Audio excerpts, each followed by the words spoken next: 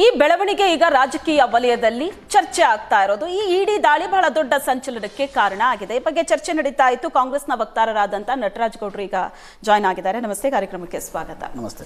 S, ಬ್ರೇಕ್ಗಿಂತ ಮೊದಲು ವೆಂಕಟೇಶ್ ದೊಡ್ಡೇರಿ ಅವರು ಹೇಳ್ತಾ ಇದ್ರು ಯಾವ ತರ ಲಿಂಕ್ ಆಗ್ತಾ ಇದೆ ಒಂದಕ್ಕೊಂದು ಅಂತ. ಇದೊಂದು ಸ್ವತಂತ್ರ ಸಂಸ್ಥೆ ಇಡಿ ಅನ್ನೋದು. ಇದ್ರ ಮೇಲೆ ಈ ರೀತಿ ಆರೋಪ ಮಾಡೋದು ಸರಿಯಲ್ಲ. ದಲಿತ ಅನ್ನೋ ಕಾರಣಕ್ಕೆ ಟಾರ್ಗೆಟ್ ಮಾಡ್ತಾರೆ, ಅದು ಇಡಿಗೇನು ಸಂಬಂಧ ಇಲ್ಲ ಅಂತ. ಓಕೆ, ತಪ್ಪುಗಳಾದ್ರೆ ತಪ್ಪಿಲ್ಲ ಅಂತ ಅಂದ್ರೆ ಸುಮ್ಮನೆ ಇರ್ಬೋದು. ಆದ್ರೆ ಅದಕ್ಕೆ ಜಾತಿ ಅಸ್ತ್ರವನ್ನ ಉಪಯೋಗ ಮಾಡೋದು ಎಷ್ಟು ಮಟ್ಟಿಗೆ ಸರಿ? ಕಳೆದ 10 ವರ್ಷಗಳಲ್ಲಿ ಇಡಿ ಸಂಸ್ಥೆ ಇಡೀ ದೇಶದಲ್ಲಿ ಎಲ್ಲೆಲ್ಲಿ ದಾಳಿ ಮಾಡಿದೆ ರಾಜಕೀಯ ನಾಯಕರುಗಳ ಮೇಲೆ ಅಂದ್ರೆ 95% ವಿರೋಧ ಪಕ್ಷದ ನಾಯಕರ ಮೇಲೆ ದಾಳಿ ಮಾಡಿದೆ. 95%, ಓನ್ಲಿ 5% ಮಾತ್ರ ಆಡಳಿತಾರೂಢ ಪಕ್ಷ ಅಥವಾ ಮಿತ್ರ ಪಕ್ಷಗಳ ಮೇಲೆ ದಾಳಿ ಮಾಡಿದೆ. ಅವ್ರನ್ನ ಎದುರಿಸಿಟ್ಕೊಳ್ಳೋಕೆ ಬೇಕಾಗ್ತದೆ ಅವ್ರಿಗೆ. ಆದರೆ ಆ 95% ದಾಳಿನಲ್ಲಿ ಕನ್ವಿಕ್ಷನ್ ಏನಂದ್ರೆ ಲೆಸ್ ದ್ಯಾನ್ 1%. ಎಲ್ಲಿ ಯಾರ್ಯಾರು ಅದು ತಾರ್ಕಿಕ ಅಂತ್ಯಕ್ಕೆ ತೆಗೆದುಕೊಂಡು ಹೋಗಿ ಯಾರು ಅಪರಾಧ ಪ್ರಕರಣಗಳನ್ನ ಇತ್ಯರ್ಥ ಮಾಡ್ತಾರೆ, ಲೆಸ್ ದ್ಯಾನ್ 1%, ಸುಮಾರು 5400 ಪ್ರಕರಣಗಳಲ್ಲಿ 35 ಪ್ರಕರಣಗಳು ಮಾತ್ರ ಅಂತ್ಯ ಕಂಡಿದೆ. ಅಂದ್ರೆ ಇವರು ಯಾಕೆ ಇದನ್ನು ಉಪಯೋಗಿಸ್ಕೊಂತಾರೆ ಅಂದ್ರೆ, ಯಾರ್ಯಾರು ವಿರೋಧ ಪಕ್ಷ ನಾಯಕರು, ಯಾರು ಧ್ವನಿ ಜಾಸ್ತಿ ಇದೆ, ಯಾರು ಕೇಂದ್ರ ಸರ್ಕಾರವನ್ನು ಪ್ರಶ್ನೆ ಮಾಡ್ತಾರೆ, ಬಿಜೆಪಿ ಪ್ರಶ್ನೆ ಮಾಡ್ತಾರೆ ಅಂತವ್ರ ಮೇಲೆ ದಾಳಿ ಮಾಡುವಂಥದ್ದು.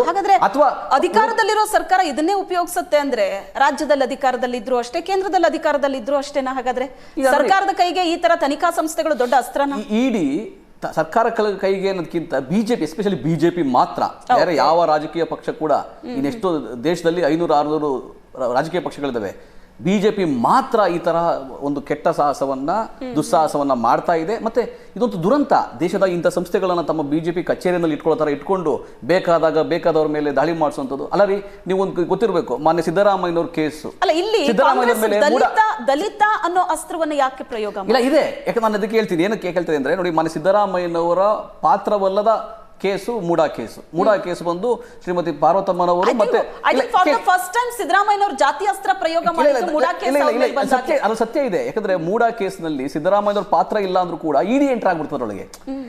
ಅಲ್ಲಿಗೆ ಏನ್ ಟ್ರಾನ್ಸಾಕ್ಷನ್ ಆಗಿತ್ತು? ಅಲ್ಲರಿ 8 ಕೋಟಿ ರೂಪಾಯಿ ವಿರೂಪಾಕ್ಷಪ್ಪ ಅಂತ ಬಿಜೆಪಿ ಶಾಸಕನ ಮನೆಯಲ್ಲಿ ಆಸ್ತಿ 8 ಕೋಟಿ ರೂಪಾಯಿ ಇಟ್ಕೊಂಡಿದ್ದ, 500 ರೂಪಾಯಿ ಕಂತೆ, ಅದನ್ನು ಬೆಡ್ ಮಾಡ್ಕೊಂಡಿದ್ದ, ಹಣವನ್ನ ಲಕ್ಷ್ಮಿಯನ್ನ ಬೆಡ್ ಮಾಡ್ಕೊಂಡಿದ್ದ. ಅಂತಹ ಅವನ ಮೇಲೆ ಇಡಿ ಬರಲಿಲ್ಲ. ಜನಾರ್ದನ್ ರೆಡ್ಡಿ 500 ಕೋಟಿ ರೂಪಾಯಿ ಖರ್ಚು ಮಾಡಿ ಮದುವೆ ಮಾಡ್ತಾರೆ ತಮ್ಮ ಕುಟುಂಬದಲ್ಲಿ, ಅವ್ರ ಮೇಲೆ ಇಡಿ ಬರಲ್ಲ.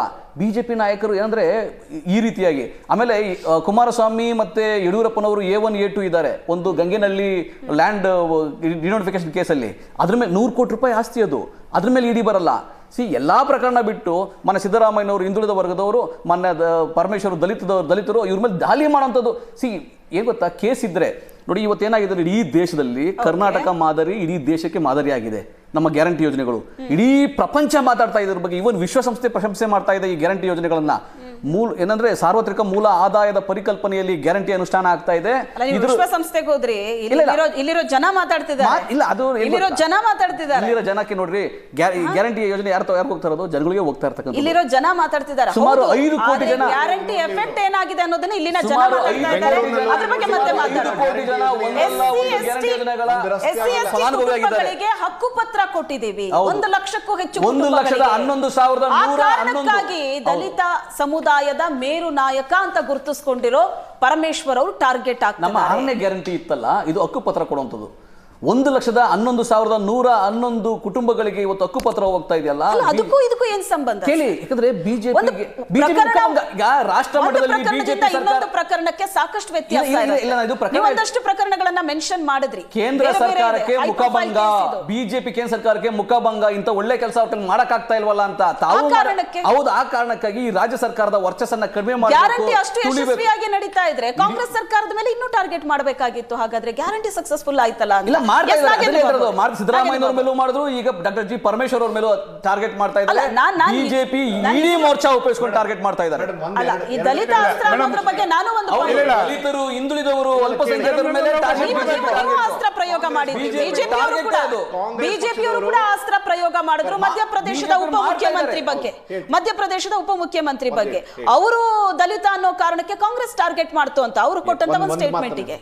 ನಾಗೇಂದ್ರ ಬಾಬು ಪ್ಲೀಸ್. ಮೇಡಮ್ ನೋಡಿ, 1-2 ನಿಮಿಷ ದಯಮಾಡಿ ನಂಗೆ ಅವಕಾಶ ಕೊಡಬೇಕು.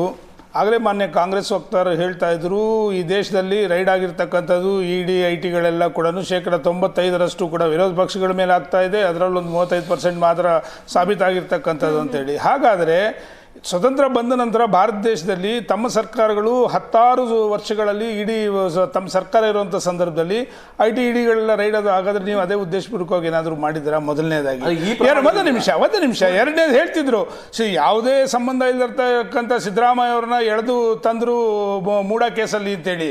ಇದೇ ವೇದಿಕೆಯಲ್ಲಿ ಪ್ರಪ್ರಥಮ ಬಾರಿಗೆ ಯಾವ ಒಂದು ಮೈಸೂರಿನ ವಕ್ತಾರಿದ್ದಾರೆ ಪಕ್ಕದಲ್ಲಿ ಕೂತಾಗ ಬೋಣಿ ದಿನ ಪ್ರಪ್ರಥಮವಾಗಿ ಹೇಳಿದ್ದು ನಾನು ಇದೇ ವೇದಿಕೆಯಲ್ಲಿ 62 ಕೋಟಿ ಕೇಳಿದ್ದು ನಾನಲ್ಲ, ಸನ್ಮಾನ್ಯ ಸಿದ್ದರಾಮಯ್ಯನವರು 50 ಕೋಟಿ ಮೇಲೆ ಯಾವುದೇ ವಿಚಾರ ಇದ್ರೂ ಕೂಡ ಇಡಿ ಆಟೋಮೆಟಿಕ್ ಆಗಿ ಎಂಟ್ರಿ ಆಗುತ್ತೆ ಅಂತಕ್ಕಂಥದ್ದನ್ನ ದಯಮಾಡಿ ಅವ್ರಿಗೆ ನಾನು ತಿಳಿಸ್ತಾ ಇದ್ದೀನಿ. ಜನಾರ್ದನ್ ರೆಡ್ಡಿ ಅವರು ಈಗ ಅಲ್ಲಿ ಜೈಲಾಗಿಲ್ವ ಅವ್ರಿಗೆ? ಜನಾರ್ದನ್ ರೆಡ್ಡಿ ಬಿಟ್ಟಿದ್ದಾರೆ ರೋಡಲ್ಲಿ.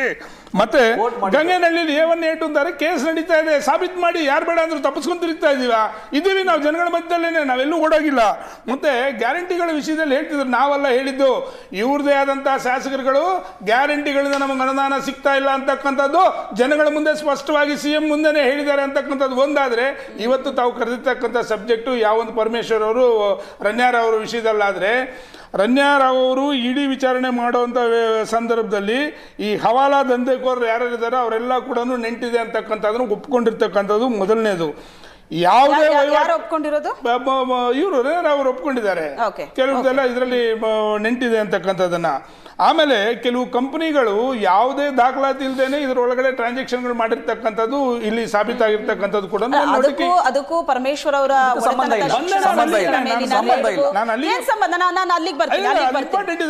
ಪ್ರಕರಣದ ಬಗ್ಗೆ ಮಾತಾಡಿದ್ರೆ, ಈಗ ಗೃಹ ಸಚಿವರ ಶಿಕ್ಷಣ ಸಂಸ್ಥೆಗಳ ಮೇಲೆ ಆದಂತಹ ರೇಡ್ ಇದು ರಾಜಕೀಯ ಪ್ರೇರಿತ, ನಮ್ಮ ದಲಿತ ನಾಯಕನನ್ನ ಟಾರ್ಗೆಟ್ ಮಾಡ್ತಿದ್ದಾರೆ ಅಂತ ಅವರು ಒಪಿನಿಯನ್ ಹೇಳಿದ್ರು. ಆದ್ರೆ ರನ್ಯಾ ಪ್ರಕರಣದ ಜೊತೆ ಇದು ಲಿಂಕ್ ಪಡ್ಕೋತಾ ಇದೆಯಲ್ಲ, ಇದ್ರ ಬಗ್ಗೆ ಮಾತಾಡೋಣ ಒಂದು ಚಿಕ್ಕ ಬ್ರೇಕ್ ನಂತರ.